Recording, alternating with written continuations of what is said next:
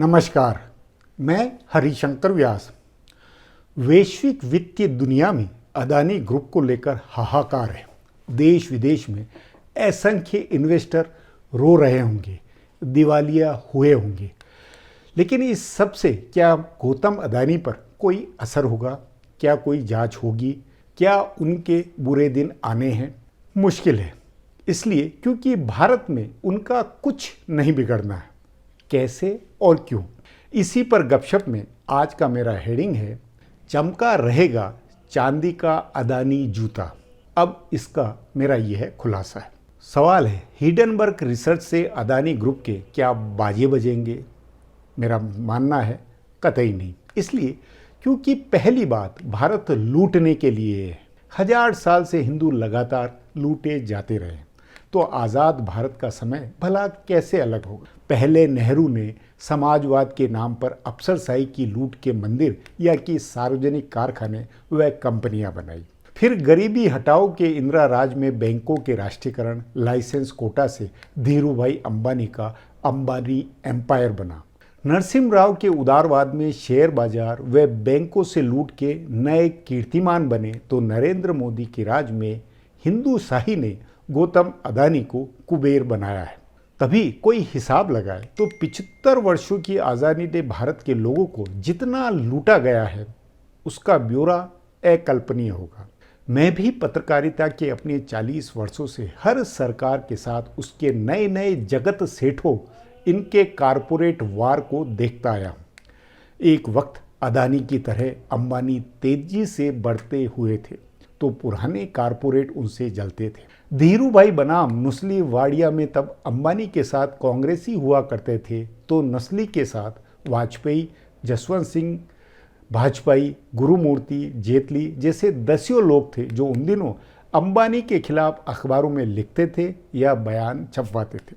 उस नाते गौतम अदानी को नरेंद्र मोदी ने 8 सालों में विश्व रत्न, विश्व धनपति बनाया है, तो यह न केवल हिंदू लूट अनुभव, माई बाप सत्ता आश्रित हिंदू चरित्र व पुरुषार्थ की परंपरा में है, बल्कि गारंटी है कि जब तक सूरज चांद रहेगा, अदानी तेरा नाम रहेगा। हाँ, ऐसे नारे अंबानी के लिए भी लगे हैं। कई लोग मानते हैं कि जैसे अंबानी के नंबर 1 बनते वक्त दूसरे खरबपति चिढ़े, उन्होंने रोकने की कोशिश की, तो वैसे ही अदानी को विश्व सेठ बनना अंबानियों को पसंद नहीं है। इसलिए ये संयोग गंभीर है कि अदानी ग्रुप के सबसे बड़े आईपीओ से ठीक पहले हिडनबर्ग रिसर्च की रिपोर्ट छपी। न केवल ग्रुप की कंपनियों के शेयर लुढ़कते हुए हैं, बल्कि 20,000 करोड़ रुपए का आईपीओ कहीं फेल नहीं हो जाए, यह भी खतरा है। पर मैं ऐसा नहीं मानता। इसलिए क्योंकि अदानी ग्रुप तोता है आज की सरकार का। अगले सप्ताह या आने वाले दिनों में LIC, सरकारी बैंक अदानी ग्रुप में तेजी लिवाने के लिए जान लड़ा सकते हैं। आखिर गुजराती प्रधानमंत्री के रहते हुए एशिया के सबसे बड़े अमीर गौतम अदानी डाउन हो गए, तब गुजराती उद्यमिता क्या कहलाएगी?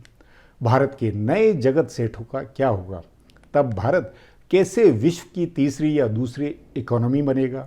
इसलिए ऐसा सोचना मानना बेवकूफ़ी होगी कि अदानी नीरव मोदी की तरह भागेंगे या सत्यम ग्रुप जैसा हश्र होगा। मगर हाँ, यह संभव है कि अदानी बनाम अंबानी के परस्पर रिश्तों में आगे कुछ अप्रत्याशित गुल खिले। भारत के जगत सेठों के इतिहास को ध्यान में रखें तो टाटा के एक अपवाद को छोड़कर 2-3 पीढ़ी से अधिक कोई हिंदू सेठ एवरेस्ट पर बना नहीं रहता है। हालांकि टाटा पर भी गुजरातियों की नज़र लग गई है।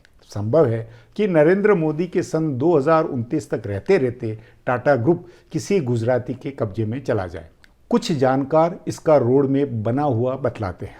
बहरहाल कुल मिलाकर सारा खेल गुजराती जगत सेठों की चांदी की जूतियों का है। ये दिल्ली दरबार के चरित्र में हर तरह हर वक्त फिट होते हैं।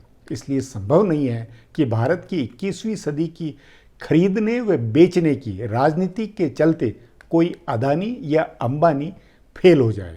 भारत लूटने के लिए और चीन फिलहाल बाजार का क्योंकि मास्टर लुटेरा है, तो बतौर उसकी डीलरशिप वाले अपने सेठों, चीनी मैन्युफैक्चरिंग, चीनी प्रोडक्ट से इंफ्रास्ट्रक्चर निर्माण, आयात निर्यात की चक्रवर्ती रफ्तार के धंधों वाले अदानी ग्रुप का कुबेर खजाना लगातार बढ़ता जाना है। उसकी सुरसा रफ्तार की वैश्विक छानबीन बेअसर होनी है। जानने वाले सब समझते हैं कि प्रधानमंत्री नरेंद्र मोदी के चक्रवर्ती राज, सत्ता वैभव तथा गौतम अदानी का धन धान्य शिखर परस्पर बंधे हुए हैं। दोनों एक दूसरे के लिए और एक दूसरे के साझे से ही भारत को विश्व गुरु बना रहे हैं।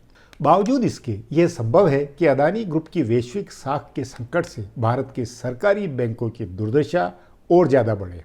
5-10 साल में कभी शेयर बाजार ऐसा क्रैश हो जाए जो 75 साल इतिहास में कभी नहीं हुआ। बैंकों के लिए लोन देना और वसूलना इतना मुश्किल हो जाए कि 140 करोड़ की भीड़ का जीना आगे और बिना संभावनाओं के हो। उस नाते चाहे तो सोच सकते हैं कि भारत की मौजूदा महाकाल दशा में हिडनबर्ग रिसर्च मोदी सरकार के खराब समय का प्रतीक है। नंबर 1 अमीर का कम ज्यादा लुढ़कना निश्चित ही इकोनॉमी को और जर्जर बनाएगा। अब दूसरी गपशप है और इसका शीर्षक है भारतीय एजेंसियां कुछ नहीं करेगी। सही में यह लाख टके का सवाल है कि हिडनबर्ग रिसर्च में हुए खुलासे के बाद भारत की एजेंसियां क्या करेगी। मेरा मानना है कुछ नहीं। यह संभव ही नहीं जो भारत सरकार की जांच एजेंसियां और वित्तीय एजेंसियां ईमानदारी तथा पारदर्शिता से जांच करें। हमेशा की तरह इस पर भी मिट्टी डाल दी जाएगी। ध्यान रहे, भारत में वित्तीय गड़बड़ियों और टैक्स हेवन देशों में कंपनी बनाकर काले धन को सफेद करने के कितने ही मामले अंतर्राष्ट्रीय जांच में एक्सपोज हुए हैं। पनामा पेपर्स की मिसाल है, जिसमें देश के कई बड़े कारोबारियों, नेताओं और अभिनेताओं के लिफाफा कंपनियों की जानकारी सामने आई, लेकिन या तो किसी की जांच नहीं हुई या जांच शुरू हुई तो कहीं नहीं पहुंची। सो क्या हिडनबर्ग रिपोर्ट के साथ भी ऐसा नहीं होगा?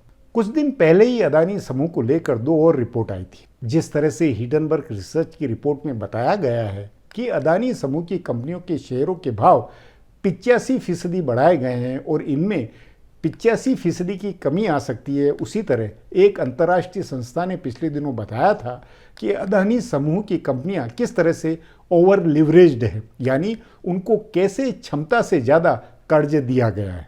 पिछले साल सितंबर में अंतर्राष्ट्रीय रेटिंग एजेंसी फिच ग्रुप की संस्था क्रेडिट साइट ने अपनी एक रिपोर्ट में बताया था कि कंपनी ओवर लिवरेज्ड है।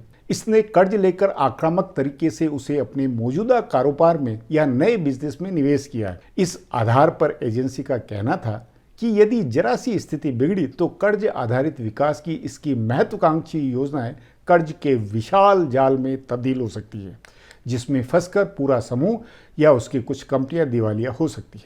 क्रेडिट साइट के मुताबिक मार्च 2022 तक कंपनी के ऊपर 1,088 लाख करोड़ रुपए का कर्ज था। यदि उसके कैश बैलेंस को हटा दे तो उसके ऊपर नेट कर्ज 1,061 लाख करोड़ रुपए का था।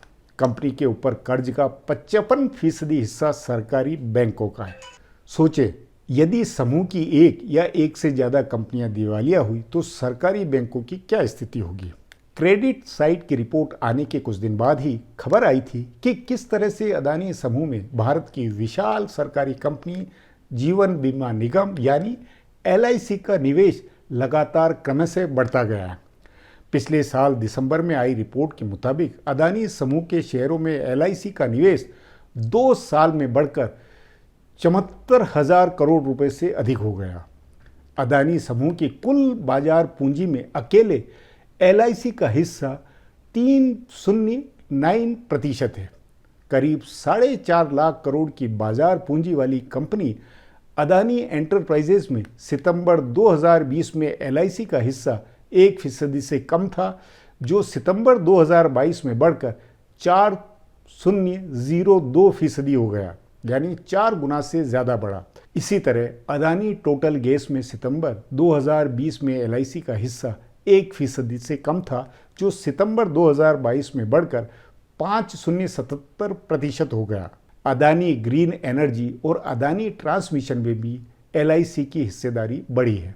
इसलिए अब ये देखना दिलचस्प होगा कि हिडनबर्ग की रिपोर्ट के बाद शेयर बाजार में जो भूचाल आया है और अडानी समूह की कंपनियों के शेयर जैसे डूब रहे हैं, उन्हें बचाने के लिए आगे कोई सरकारी कंपनी कब सामने आती है और सामने आती है या नहीं, इन 2 चीज़ों पर नज़र रखने की ज़रूरत भी है कि ED, CBI और DRI, सेबी जैसी संस्थाएं पारदर्शिता से जांच शुरू करती है या नहीं।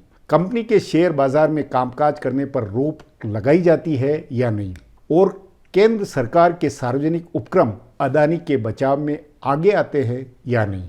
अब गपशप यहीं समाप्त। बहुत बहुत धन्यवाद।